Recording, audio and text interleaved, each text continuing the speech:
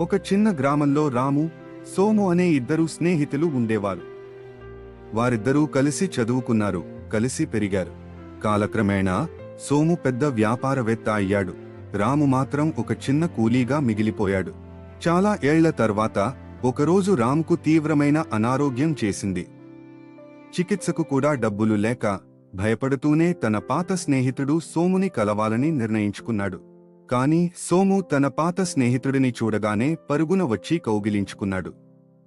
రాము పరిస్థితి చూసి సోము కళ్లలో నీళ్లు తిరిగాయి.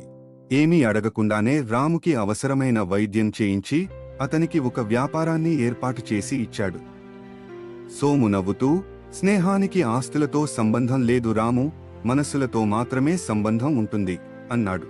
నీతి: నిజమైన స్నేహం ధనిక, పేద అనే తేడాని చూడదు. కష్టకాలంలో ఆదుకునేవాడే నిజమైన స్నేహితుడు.